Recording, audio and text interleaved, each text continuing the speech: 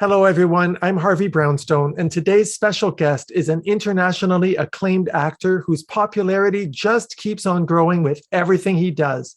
Soon after arriving in America from his native France, he took the world by storm in his breakout movie role as Kim Cattrall's sexy neighbor Dante in Sex and the City. Since then, he's co-starred in TV shows like Brothers and Sisters, Two Broke Girls, Devious Maids, Switched at Birth, The Bold and the Beautiful, and Days of Our Lives. And he dazzled us in season 8 of Dancing with the Stars, where he finished as runner-up. And then he returned to the show in season 15. In 2009, he was named by People magazine as one of the sexiest men alive. But there's much, much more to this talented man than just good looks. He's a versatile and gifted actor, a devoted family man, and a generous, kind, and humble human being. I'm delighted to welcome Gilles Marini to our show. Gilles, thank you so much for joining us. Harvey, thank you so much for having me. I just heard your intro. I'm like, oh my God, I've done all those things. Yeah. That's awesome. Thank you so much. When you were growing up in France and helping your father in his bakery as a child, did you ever dream of becoming an actor and living in Hollywood? It's a good question.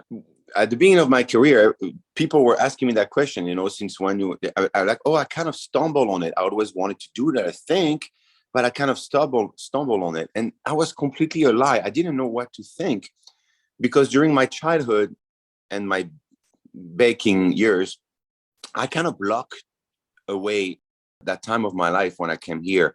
Somehow, I don't know why. And I forgot that I was passionate about entertaining since I can remember. And the reason why I found that out is because once, maybe 10 years ago, my mom, I went back from France and I got all these like 90s tapes and I transferred them and I realized I'm a clown. I was copying all the comics. I was always pretending to be someone else. So it was inside of me all along. I just didn't put the finger into it. Well, your father was an incredibly hard worker and he passed away when you were only 18. And you have worked very, very hard in your life ever since you were a child. Before you made it in show business, you were working 3 jobs in Miami, the Delano Hotel, the Pizza Via Daleo, and Night Balance, right? That's crazy, you telling me that. Yes, is absolutely true. At one point, my son was, George, my first born, was about to arrive. And I was so stressed about what is it going to cost? America, it's very expensive. I was kind of lost. So I decided, let's do what I do best. I'm going to work early shift for breakfast at the Delano Hotel. For lunch, I was going to Pizza Via Daleo. And at night, I was doing balance. So I was doing 3 shifts in 3 different restaurants. So at one point, it was very difficult for me to even walk because the chafing of the leg was making me barely can walk. But these are the best memories of my life because my father installed in me working. Literally, if I can have a synonym about what my father was, it was just working. So if you want to see your dad, you go to work with him. So I started at 6 years old. I remember I was falling asleep early mornings when I was working with him at night. So I was so small at 6, of course, that he was putting me on the flour bags to sleep for the rest of the night or the morning and whatnot. And then I was going to school. But that was the best of my memories. In-store work with me. So the three jobs in Miami it was awesome because for me, it's like, wow, I can do this, and that. There's no limit to America. You can amass a little bit of money because sooner or later, you're going to have to buy all the stuff for your kid. So it was good memories. He put in my mind that America doesn't have any breaks. As much as you want to do, you can do. But then when you grow older, of course, Harvey, you're like, what am I doing? I'm just going to do exactly what my father did. My father died. I'm older than my father today. It's incredible how we have to take care of ourselves. So working is important. It's crucial for your well-being, for the way the world is working. But at the same time, there's one moment in your life, we're here for 1 second. So how about we enjoy a little bit? Absolutely. Now, after you completed your service militaire in France, where you were a firefighter, you came to Miami with $460 in your pocket and you couldn't speak English. What made you decide to come to America and what were your goals? You know, to tell you the truth, when my father passed away, I stepped back and I was looking at the situation, not only around me, because I have never really looked at me for a situation. I always looked at what the world is doing. And I was thinking France, and maybe wrongly, because I was still very young, France, the future in my own country is very dim. I felt this is where you grew up in this, part of the project. And this is where they want you to go. You're 12 years old. They say, this guy's going to be a mechanic. It was that type of thing. Oh, this guy's going to be a baker. Oh, this guy is smart, so maybe he's going to end up in school somewhere. So the way the government was shaped didn't really trigger something good for me. So I felt like, oh, screw that, duffel bag, let's go. And what about America? Because don't forget, America, specifically back in the days, not like the Netflix nowadays where the world sees the world. It was about America and its splendor and how really only you can stop you. So in my mind was like, if they have any idea how hard I'm working, I'm going to be okay there and paid for what you do. And if you want to end up buying, because the shocking part is when I arrived to America, all the things that I thought about it were there and more. Meaning I was seeing any type of culture thriving. If you don't want to thrive, you don't. If you want to thrive, you do. And that's what America was in my mind. And when I arrived, it was really what it was. So I just moved to the place where TV was telling me to move, And was your mother supportive of your decision to go to America to pursue an acting career? I was an adult by age 13. My mom didn't have anything to say about it, but my mom looked at me like an adult long time before that.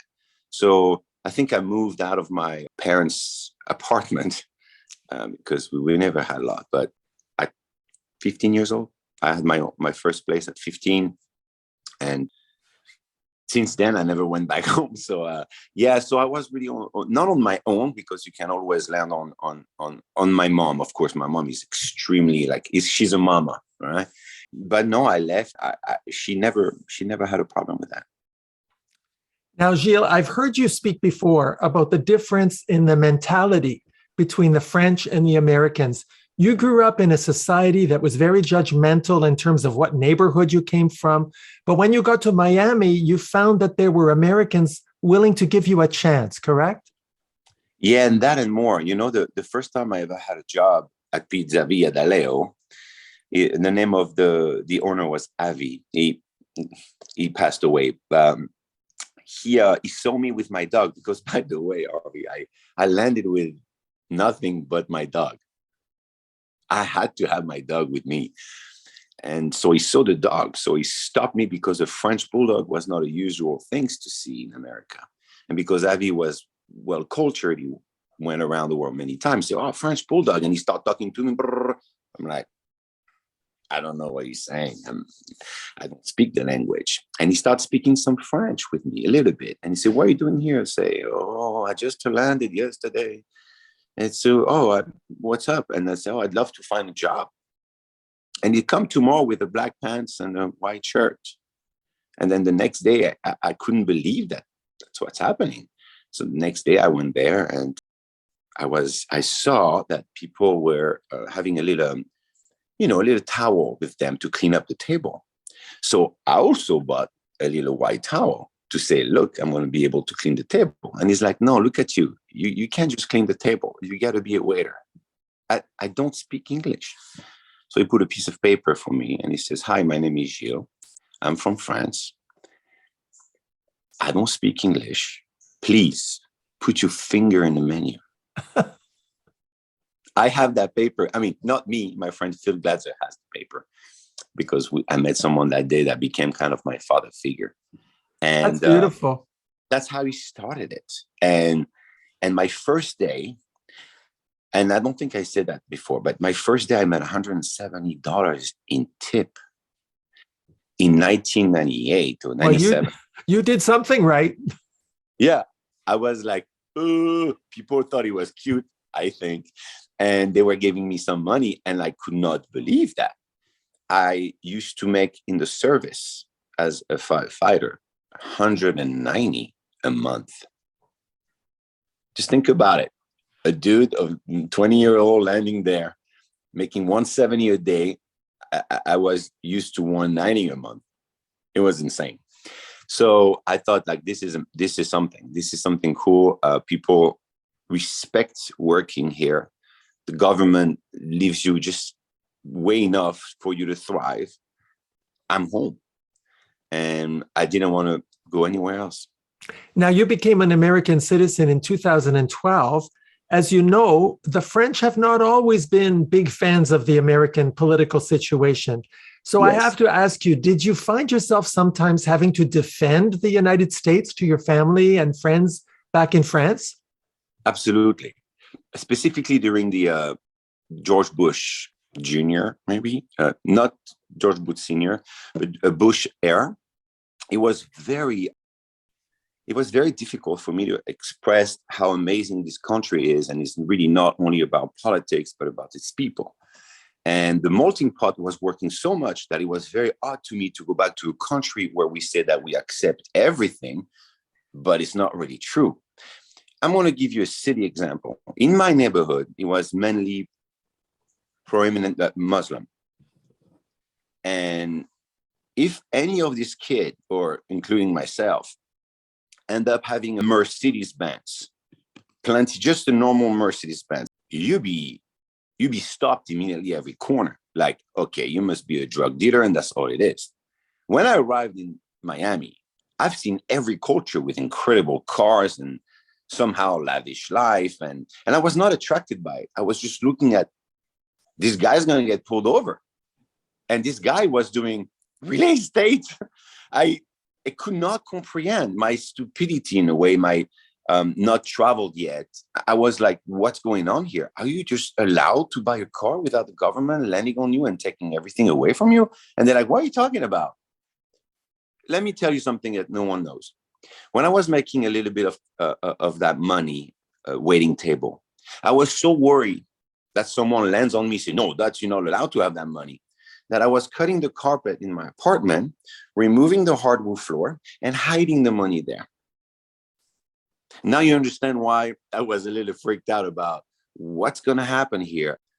Is it all kosher? Who's coming down on me? Because you could not have anything in France without having this red alarm ringing and audits. And I was a bit PTSD. My father passed away. It took 7 months for the government that took down my mom's bakery then. There's no time. And the reason was, oh, hold on, your husband died. And to replace this hard work, because you're not allowed to make people work more than 35 hours or whatnot a week, you're going to have to hire 3 people. Just the tax from this will not match your annual revenue. We close you down. If you follow the jinx, you're like, excuse me? If you pay a human being €2,000 a month, and that's a lot, by the way, that was not that, it was more 1,100. You have to pay the same amount to the government just because. So just that was insane. So it was a culture shock for me. I didn't realize that in America, if you have 2 hands, 2 feet, you can make anything happen for yourself. And this is what I discovered. Yeah, absolutely. Now, although you appeared in a number of TV shows early in your career, including The OC, Criminal Minds, Ugly Betty, your breakout role was in Sex and the City, the movie, where you played the sexy heartthrob living next door to Samantha. And because of that unforgettable shower scene, you were immediately typecast as a sex symbol. Has that been a challenge for you in your career? Yes and no. Yes, because my little mind thought, oh, I don't want to have a sticker in my forehead. I always kind of like say, oh, I'm an artist. I love to create, to pretend, to make people feel, cry, laugh, hate me, whatever it is. I love that. I cannot live without this. But then on the other hand, I was kind of bitching about the sticker in my forehead. Well, you have a leading man physicality, which could prevent you from getting certain roles. Oh, it did. Immediately did, because, other actors were not feeling so fresh about having these new things around them. And some actors were like, oh, I love that. Nothing overshadow me. This is pretend. Some people are less egomaniac than others, right? So I have my share of that, Harvey. But now what really changed my mind about not feeling so bad about being typecast is my mother. Once I was really like, rah, rah, rah, rah, I don't want to do this again. This is the same thing. And she's like, son, nobody wants to see you smoothing, have whatever, shirtless or romantic film or whatnot when you're going to be 79 years old. So enjoy what I gave you. And that's my mom said, and I'm like, okay, Mom, I'm going to respect that. And I'm going to embrace more roles. And it happened, it's what you bring to the project and your intentions and what you come across with that will lead you to go from maybe that image to, oh no, he's a serious actor. And I will struggle with that a little bit more as we speak, but eventually it will be more serious. I'm starting to do roles where I'm more bad guy. I'm starting to do roles where there's a lot of good looking guys around me. I'm like, man, this is the baton, and take it and run with it. I'm starting to really enjoy more the process in a way. Oh, yeah. And we can see that in your work. Now, of course, Sex and the City made you instantly famous. How did you adjust to becoming so recognizable as a star so suddenly? You don't. You just get slapped in the face in a place that you had no idea. It's like, you know what? I got to say, I never had the experience of winning the lottery, but I can maybe compare to that. You go from living in a trailer to you own $400 million. That's winning the lottery, right? I'm sure your mind, no matter who you are, goes boom. Thank God I was not 18 years old. That's all I can say. I had a kid. I had 2 kids at the time because I was born in 2006. I really started to do this job in 2007, 6, 7, this career around that time. So I was more level-headed, but it was odd because where I lived, it was a small little apartment with the windows without a curtain. So anyone can say, that's him. So I had to move from there, and we bought a house. Life was extremely different. But Michael Patrick King told me, he literally says, I'm sorry, Gilles. I'm like, why is that, Michael? And he's like, because he was directing the film, watching the scenes. And then for lunch, he told me he's sorry. I said, why are you sorry? He says, because the moment this movie comes out, your life is never going to be the same. And you're never going to have the phone not ringing anymore. I'm like, well, that would be cool. But I didn't really think too much about it until the moment at Radio City Hall in New York was like, not 4,000 people. It was 4,000 people inside, but it was 40,000 people outside. It wasn't such a mess. It was the biggest movie of 2008. Especially a movie that the world says it's not going to work. It's for women. Nobody's watching women's movie. What a mistake they made. And next thing you know, he exploded it. I realized that something was going on when I sat down with my closest friend, Eric, because I invited him. We slept in a basement at a friend of mine upstate, a friend of my mother upstate New York. Listen, I had nothing. It was like, what? So I gathered a suit and a pink tie because I thought it was a pink carpet, whatever. I never done a carpet in my life. And the moment I sat down, Fergie sat next to me. And she's like, oh, it's you. It's like, oh, a lot of things are going to change for you. Like I'm feeling this mega superstar telling me something is going to happen to me. And I told my friend Eric, I didn't see the film, of course, but what's going to happen? So I'm sitting down full of people. I mean, Radio City Hall is gigantic. And next thing you know, the movie goes on. I'm watching this. I'm like, wow, I went for it. And next thing you know, the moment the movie stopped, when the light went on, literally was laser beam. Where is this guy? And the entire theater was looking at, that's the guy. Took me an hour and a half to come out. I have never felt so much like what's going, like literally you're somebody. That changed it all up for me. I realized something was going on here. And then we squeezed the lemon. We did a lot of PR about the film. Of course, they wanted me to do. So people realized I was not, I was just one of them. I think the beauty of the beginning of my career was the fact that people out there were looking at themselves. Like, you think this a normal dude that just tried it and made it and is part of us. So I never was a threatened human being. I always embraced everyone. And so I think that's a huge part of my success. I think so too. Now, you've played a lot of characters. I'm going to give you a few.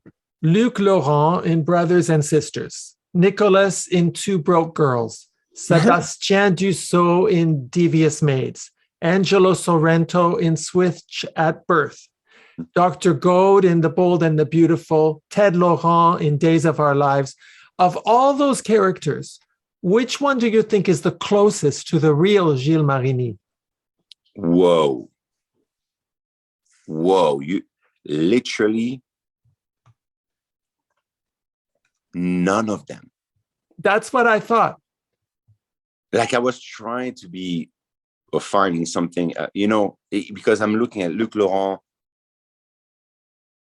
It was kind of a too good to be true human being, the painter that I'm not. I mean, I'm looking at all the characters. One of them is a murderer, so I'm not that guy. No, he was no, actually none of them. It's I think that's the beauty of it. And that's the reason I asked you the question, because I want people to see the versatility that you're not playing yourself. No, not yet. Any of those roles. You actually inhabit different characters with completely different personalities that are not at all like you.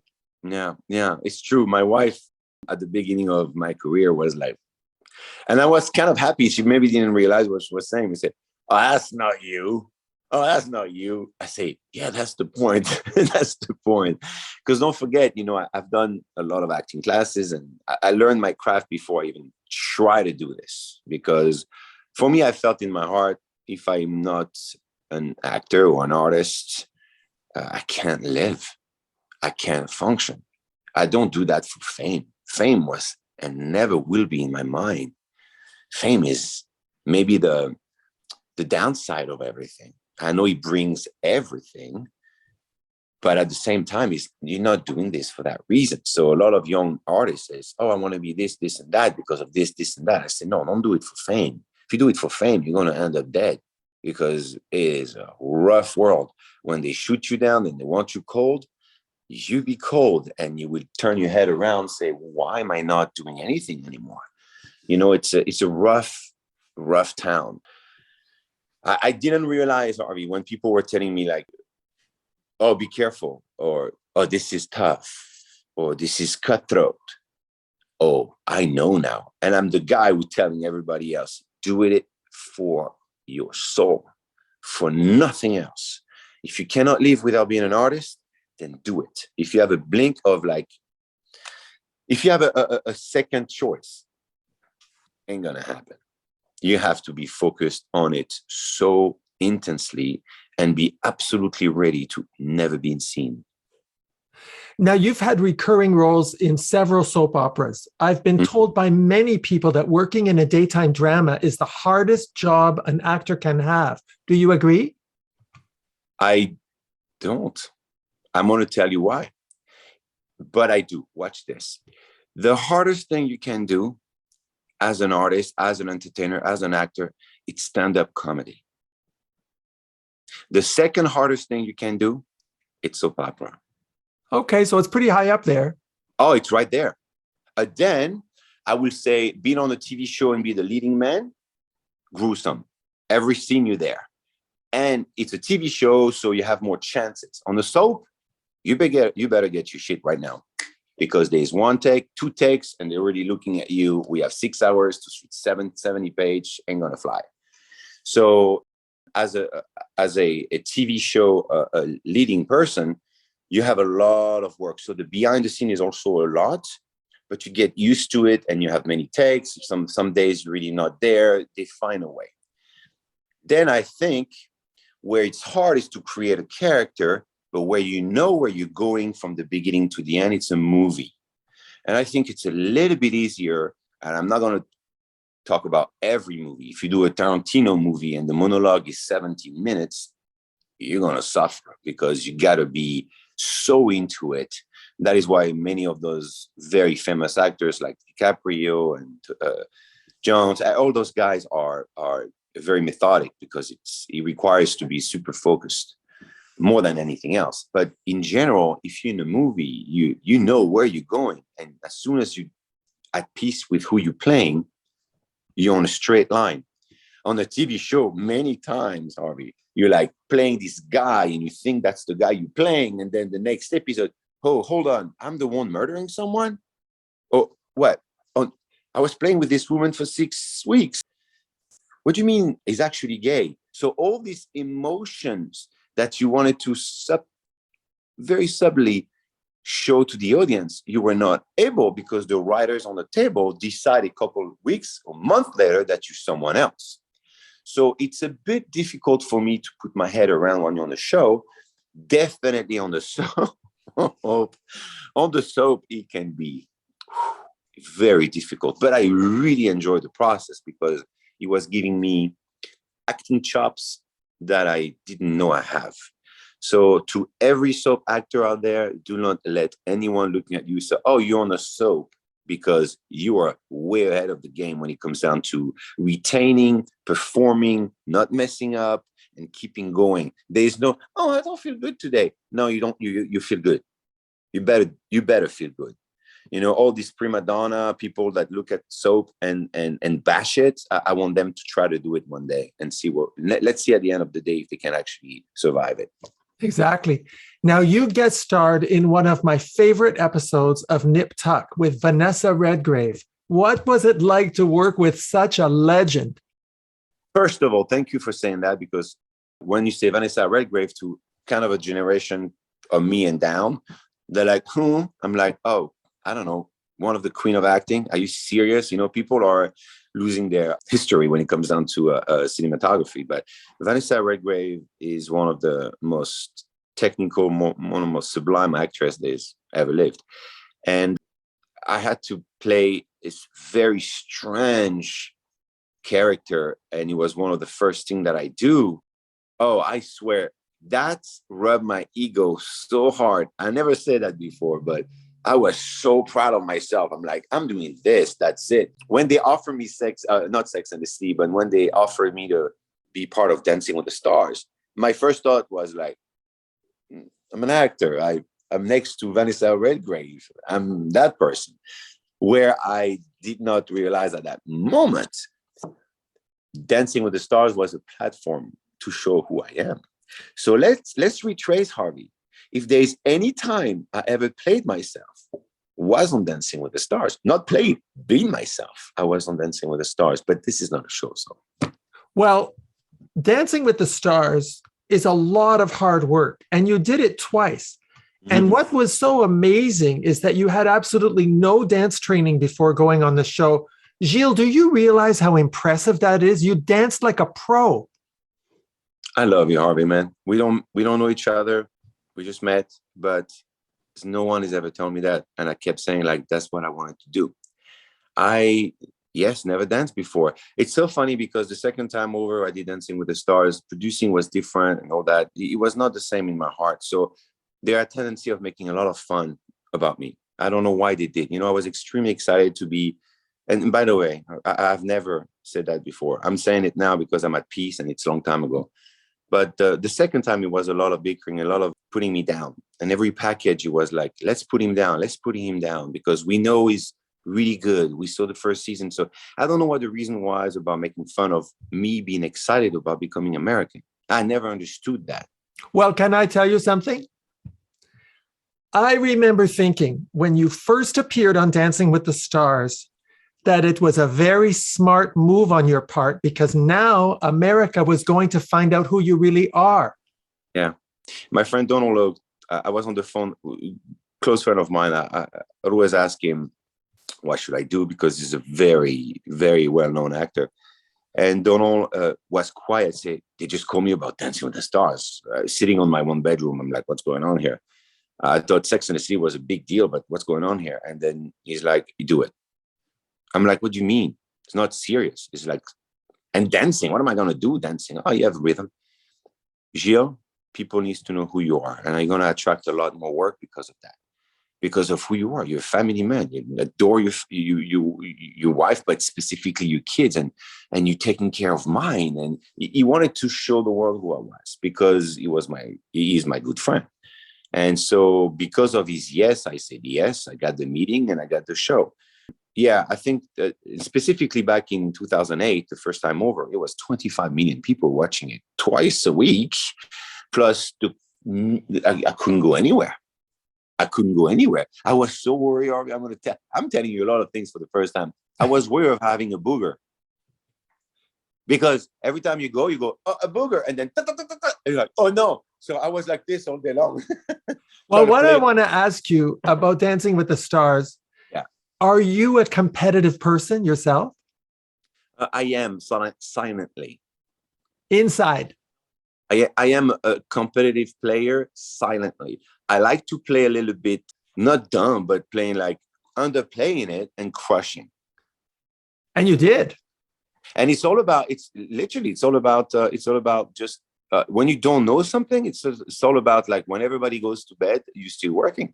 And for me, it was simple. I was going to LA Fitness at night because it was a 24-hour, and I was shutting the light of the LA Fitness, and I was rehearsing my eyes closed into the cardio room, the entire routine alone, over and over. You mean after you finished your rehearsals, you would go there and do the routine yourself alone? Until I could not do it anymore. Wow. Well, I think the best thing about you on Dancing with the Stars is that you inspired a lot of people to push themselves to do things that they never thought that they could ever do. And you should be very proud of that. Yeah, that's the only reason I did it. And when people say, oh, no, you did it for this. No. Listen, for me, it was like, hey, guys, I'm just like you. Someone no one even looked at. Ever. And I got the chance and I grabbed it and I squeezed that lemon. Just don't forget, when you had a chance, squeeze the lemon. Or like Eminem said, you got one shot. And in life, it's not really true. You get many shots. It's just about how you perform or show others that you really want to do this. This is how it works. That's it. It was just a lot of work, but it was never work. Don't forget, at 15 years old, I was alone already. 6 years old, I started to work. I never felt I worked a day in America to this day. What do you mean I work? I'm dancing.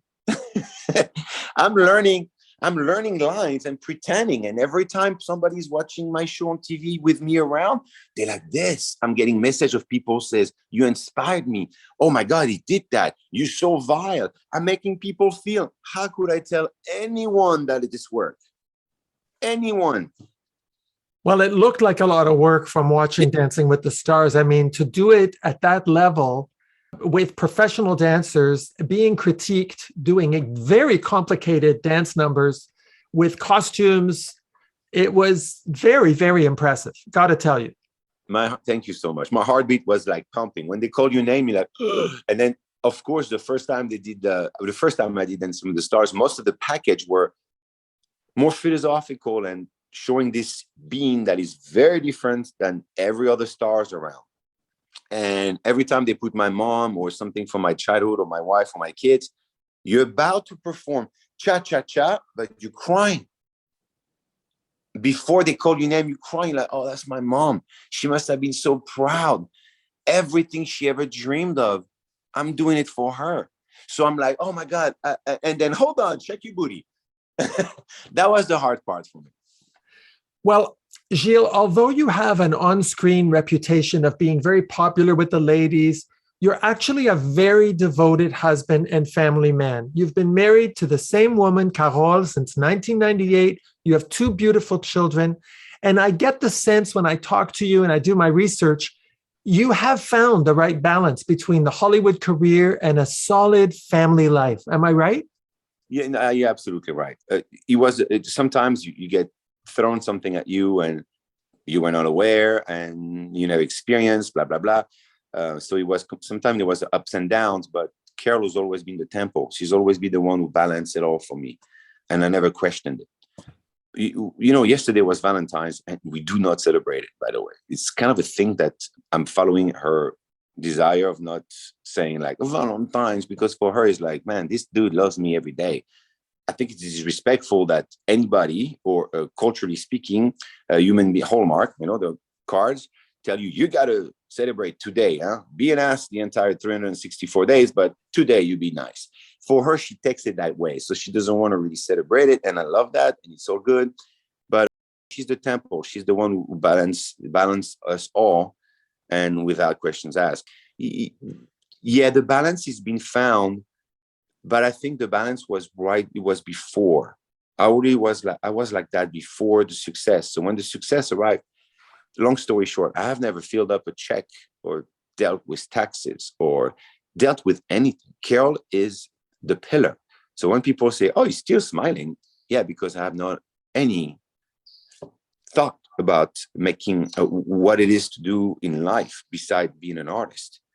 And of course, that's the reason also why everything works. We never fight. I mean, it's really insane. All our friends are looking at us like, this is two robots. They're not real, or aliens. I don't know what to say.